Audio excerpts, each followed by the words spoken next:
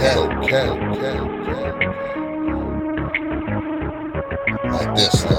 this. Yes. Now, I will say this, that a lot of your rebuttal sounds like a man. Oh. You understand? And you like, well, Nick, what else can I sound like? Right, shit, nigga. Hey, Right? because But most single mothers act like men. but They we're got to be talking, fathers. well, we'll see, that's a different conversation. But we're talking about how does this mother Right. address the situation. So Take my I hear advice. you. I, act like a man. Shit. Think like a Think man. like a woman. Shit. Think like a man. Act like a man. Right. Think like a man. I will say this: a couple things. Uh, a male is not a father just because he's a male, just like a woman is not a mother just because she is a woman. And You just wrote that because, down, didn't you? yes, I wrote all this shit down. And just because the son is living at the mother's house doesn't mean that that's the best environment. Some of the Mm-hmm. things that they are expressing when they go to a different environment could be because of what they are learning in the environment where they are a majority of the time. In fact, that could be a huge part of the reason often. So, Mm-hmm. uh, the representation that a kid is seeing when we talk about respect starts with the individuals who are raising them respecting themselves and being in best practices themselves and having lifestyle.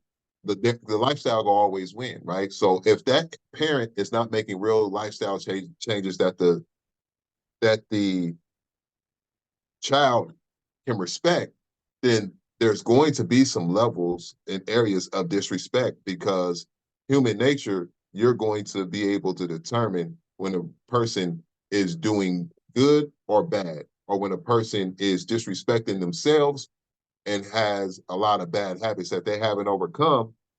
So it's very difficult for a child in that environment to respect everything that a mother or a father is saying if they like you saying all this, but they see different. Mm-hmm. It's very difficult to parent effectively if they're saying one thing, but the child is in an environment that shows something else. So one thing that the mother or father could do, because the child could live with either as a single parent, there are single fathers as well, just like there are single mothers. Um, Mm-hmm. the one thing that they can do is look at themselves.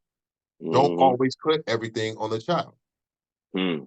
Another good practice is to look at themselves and see, are they making decisions that is best suited for raising a child, and are they the best reflection of themselves to their child? Don't put all the emphasis on this child. Take some responsibility and put some emphasis on themselves.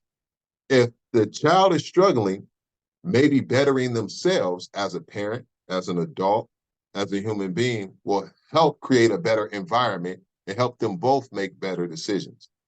Now, you can whoop a kid ass all day. Don't mean they respect you though. You can take a kid to school and pick him up, but that nigga might cut one day while he at school.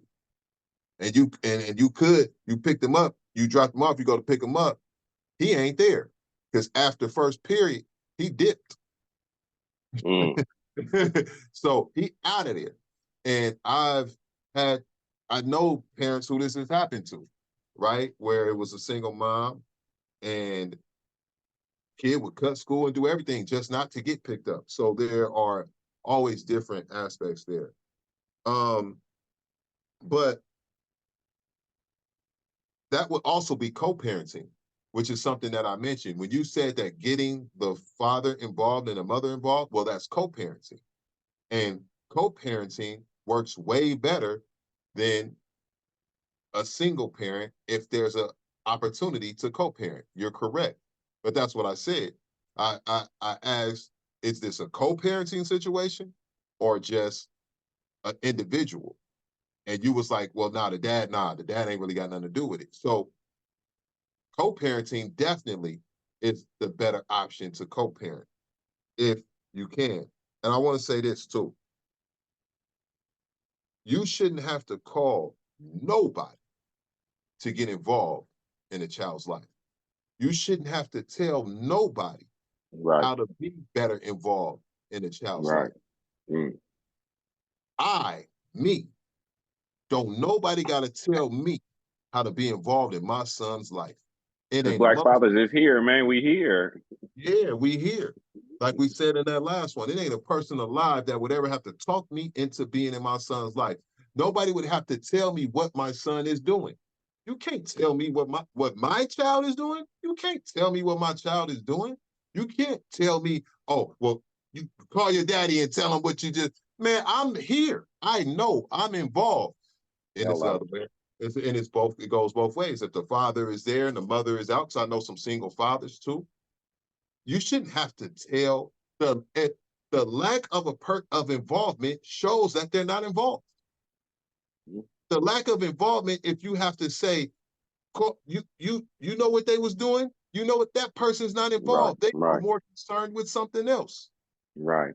But right? Now, that doesn't mean that you can't mention it to them and you can't say, hey, you need to be more involved, but that is a problem if a person is not already involved.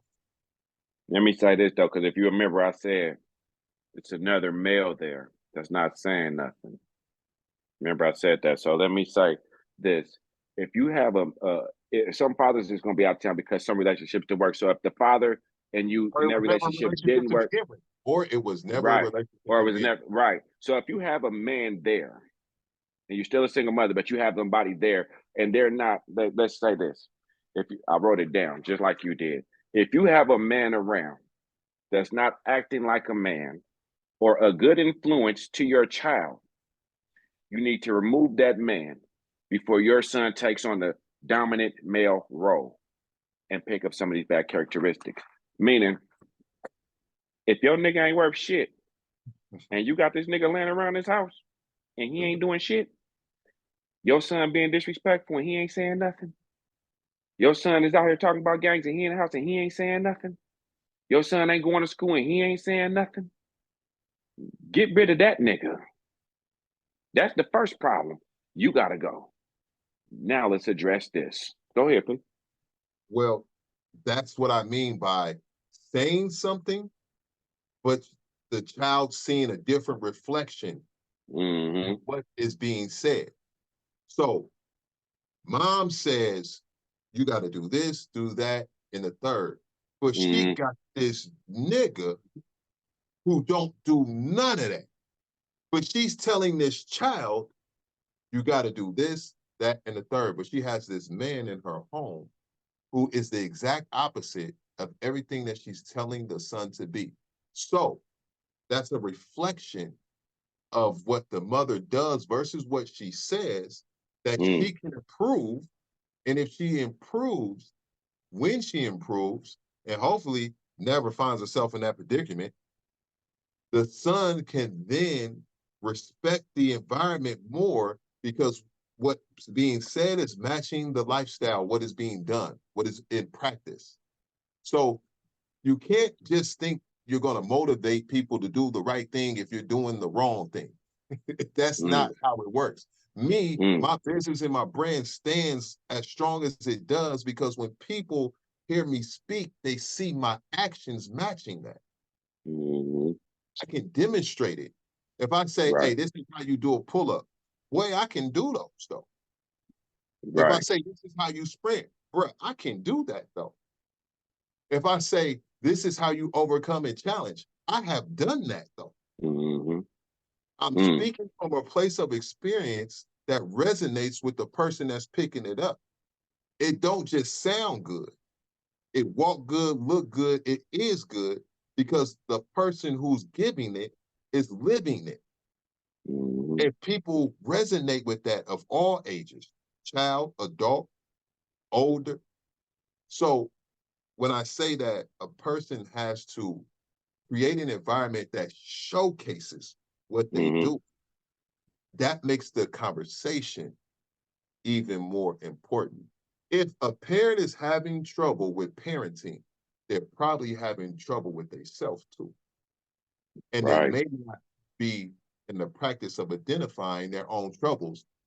All they doing is projecting it all on the kid and telling the world how terrible the kid is. Right.